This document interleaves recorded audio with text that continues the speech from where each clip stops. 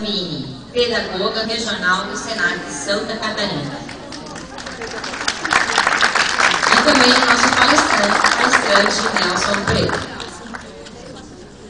Nelson Dutra Preto é professor da Faculdade de Educação da Universidade Federal da Bahia, UFBA, Brasil. Doutor em Comunicação pela Universidade de São Paulo, Escola de Comunicação e Artes, licenciado em Física e mestre em Educação, ambos pela UFBA. Bolsista do CNPq, membro titular do Conselho de Cultura do Estado da Bahia.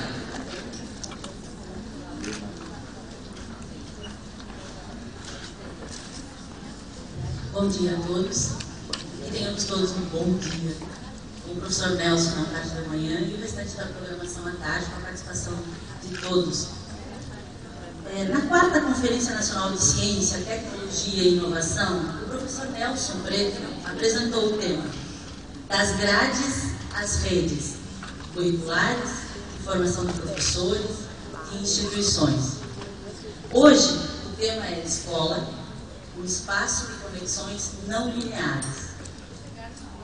Naquela ocasião, o professor dizia: o que vemos são estruturas de modelos não lineares, complexidade, caos e indeterminação, sendo esses os novos elementos do nosso cotidiano.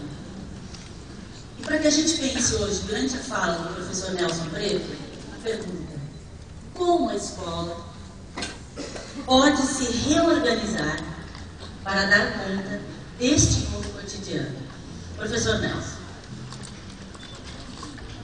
Bom dia, pessoal. Bom dia. É um prazer estar aqui com vocês. Eu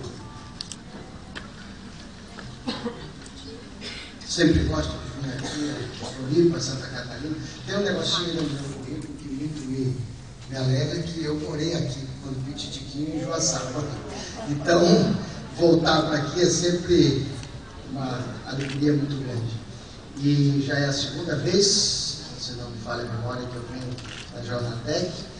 E algumas outras vezes tenho vindo aqui, tenho muitos amigos aqui, agradeço a Marley, o pessoal do SENAC, a Fernanda, a Thiago, todo mundo pelo convite. Em nome deles agradeço ao SENAC, ao SESC, agradeço a vocês que estavam aqui. E muitos amigos na Federal, quer dizer, eu acho que Santa Catarina tem feito um trabalho grande. Eu me lembro, não me lembro o nome, mas me lembro de quando, no começo da implantação da internet, a gente tinha um trabalho grande feito aqui no Estado, com a implantação de uma rede de comunicação bastante forte. E desde aquele tempo, estamos falando de um tempo longo, mas não tão longo assim, a ponto de que a gente lembra a nossa própria história de vida. A gente já falava algumas coisas que vão ser repetidas hoje para aqueles que já viram minhas falas. Vão ver que vários slides são repetidos, vários novos, várias coisas, porque no fundo, infelizmente, o problema é o mesmo, como foi dito por Nova de manhã, depois por Zuim, depois por Aparício, por todos os amigos que estão aqui em outras mesas falando. Infelizmente, os problemas da educação têm novidades para trazer mais problemas, mas a questão central continua sendo a falta de apoio ao termos um bom professor.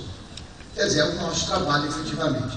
Então, eu quero discutir um pouquinho, eu pediria para diminuir um pouquinho essa luz aqui na frente e botar mais os slides aí. Nessa manhã eu estava pensando em discutir um pouquinho com vocês, um pouco sobre a ideia da colaboração. Quer dizer, por que essa ideia da colaboração é uma ideia tão importante? O meu atual projeto de pesquisa, dentro do nosso grupo de pesquisa, tem o título Você é o que compartilha, que na verdade nosso grupo de pesquisa, educação, comunicação e tecnologia da Faculdade de Educação da UFBA, que já teve a presença do professor Aparício lá com a gente também, velho e antigo companheiro, parceiro de vários projetos, tem esse título Você é o que compartilha, que é uma ideia fundamental que está presente no nosso cotidiano. Vamos falar um pouquinho sobre as redes sociais, a proliferação da informação, o ativismo, algo que é extremamente importante para o mundo contemporâneo, e temos tido exemplos fenomenais. O que isso traz de desafio para a educação? que isso traz desafio para a educação, o papel da escola, as redes e, claro, vamos encerrar como começou. Nada substitui um bom professor, certo? De onde falamos? Nós temos que fazer uma escolha e essa escolha, cada um faz a sua. É o ponto da onde eu vou ver a coisa, é o meu ponto de vista. E eu vou escolher um ponto muito particular que tem a ver com o tema da Jornatec, né? O tema de tecnologia. E esse é o nascimento da internet. Quer dizer, o nascimento da internet, essencialmente, é um nascimento basicamente centrado na lógica ativista e de colaboração. Os meninos em casa tinham um computadorzinho, ligava numa linha telefônica, ligava essa linha telefônica, desenvolvia um programinha ali, e esse programinha recebia, quando a gente conseguia ligar para o número do menino, a conexão com o nosso computador, com aquele velho barulhinho, vocês vão ver da propaganda da banda lá, aquele barulhinho, para aqueles que não lembram mais, o barulhinho do modem, né, que era tudo que era propaganda, usava o barulhinho do modem. Graças a Deus nós não ouvimos mais esse barulhinho. Não que a banda esteja lá, mas o barulhinho pelo menos não tem. E o menino, então, com os recursos dele, oferecia o recurso do computador dele para a gente poder se conectar, ver o e-mail. Ninguém sabia o que era e-mail. Eu tenho filminhos indo para a televisão explicar aonde ficava o arroba no telhado. Estamos falando em 20 anos atrás, não mais do que isso. E, com isso, estabelecia-se as chamadas BBS e as redes de comunicação começaram a se implantar. Então, observe que, essencialmente, esse era um tempo em que nós escrevíamos internet com I maiúsculo. Hoje, ninguém mais deveria escrever internet com I maiúsculo. Isso é telefone com T maiúsculo.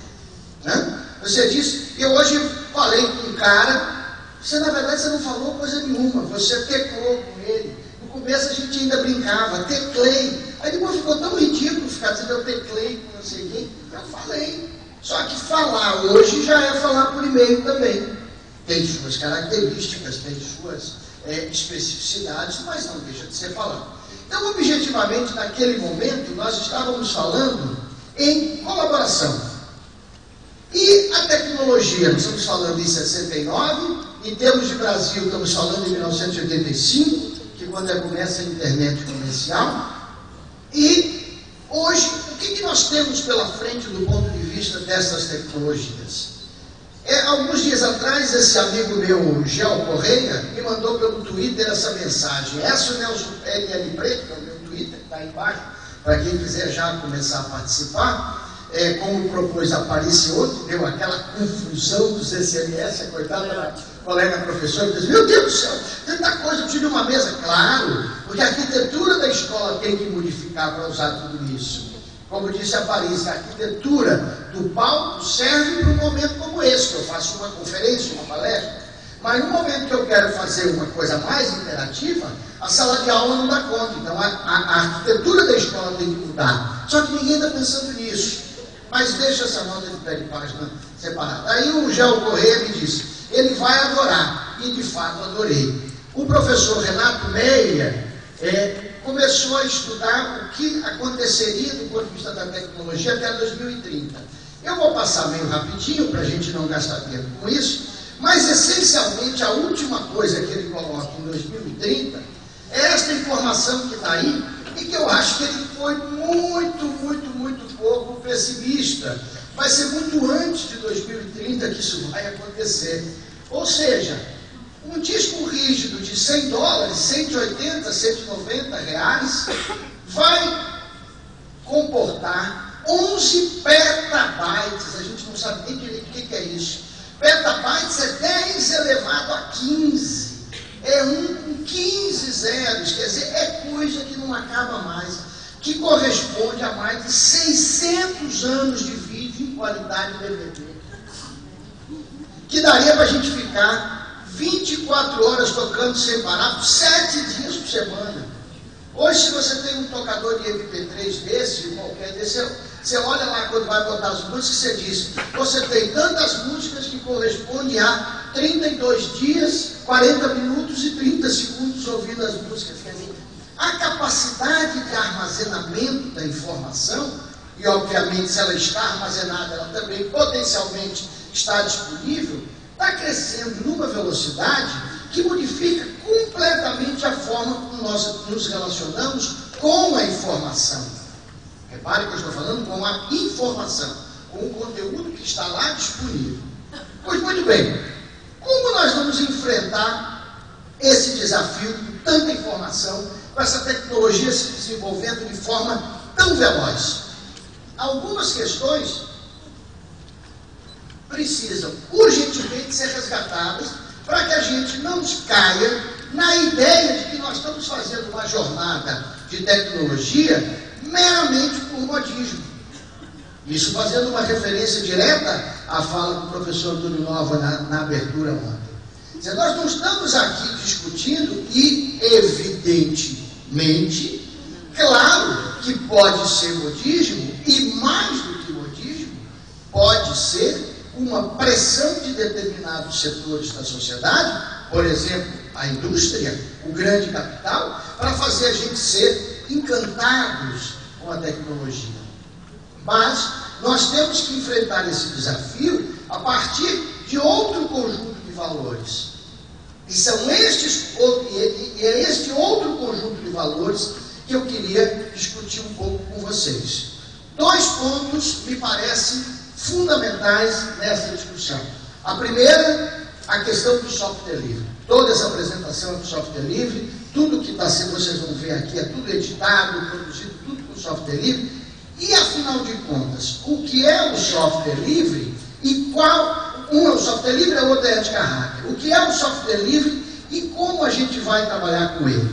Para poder falar um pouquinho sobre o que é o software livre, eu vou mostrar para vocês um videozinho que foi produzido lá no nosso grupo de pesquisa e que já traz uma brincadeira, uma edição toda feita com um softwarezinho chamado OpenShot, usando também o Kino, certo? Tudo em software livre, e que já traz um pulo para o final da minha fala do que eu chamo de recursos educacionais abertos, que são as possibilidades de mixagem que vocês vão perceber no meio do filmezinho. Vamos ver lá o nosso massinha, como diz alguém lá na internet, o já famoso software da massinha.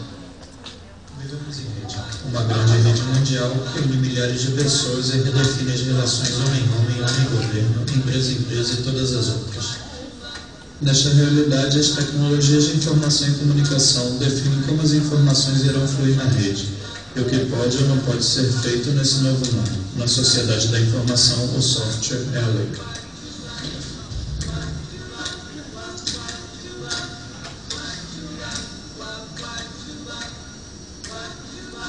Software é o produto final de um processo de sistematização de ideias escrita, codificada e traduzida para entendimento da máquina. Alguém imagina uma funcionalidade ou a solução para um problema. Alguém sistematiza essa ideia. A ideia sistematizada pode ser codificada. O código é traduzido para um formato binário compreensível pela máquina. O processo chama-se compilação.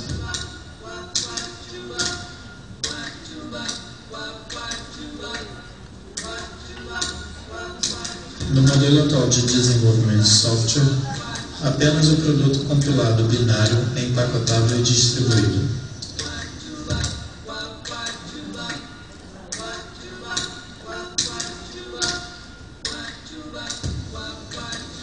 A empresa detém todo o conhecimento necessário para o desenvolvimento do software.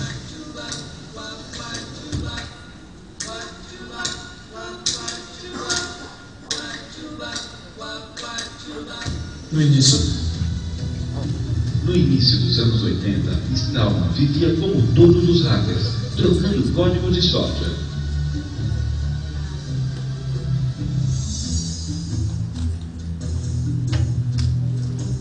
Porém, em determinado momento, ele precisou do código-fonte do programa que controlava a impressora. Um amigo tinha acesso ao código-fonte, mas não poderia cedê-lo porque tinha um contrato de sigilo com a empresa que o desenvolveu. Stallman percebeu que era preciso iniciar um movimento que garantisse a liberdade do compartilhamento de software. Então, em 1984, ele decidiu iniciar o projeto GNU, um sistema operacional livre, e convidou outras pessoas a participar. Para garantir a liberdade do software, Stallman definiu as 4 liberdades.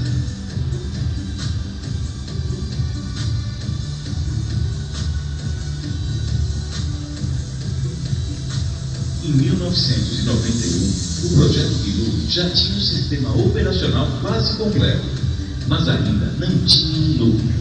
Linus Torvalds havia liberado a primeira versão do núcleo Linux. Os primeiros usuários uniram os 2 projetos e criaram o popular GNU Linux.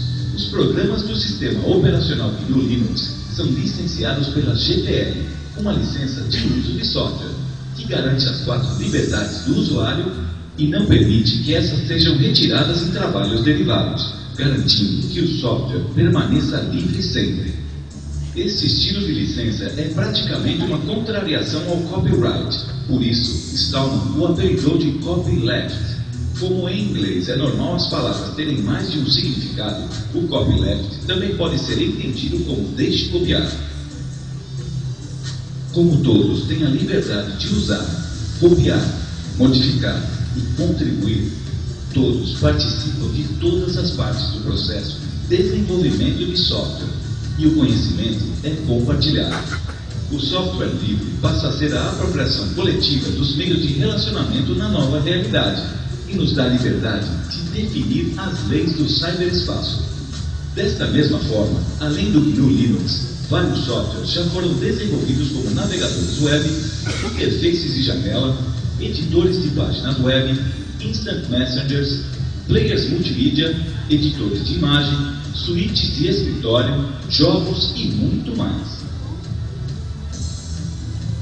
A filosofia do software livre tem unido programadores, tradutores e usuários na busca de uma relação justa entre produção e uso para um mundo melhor.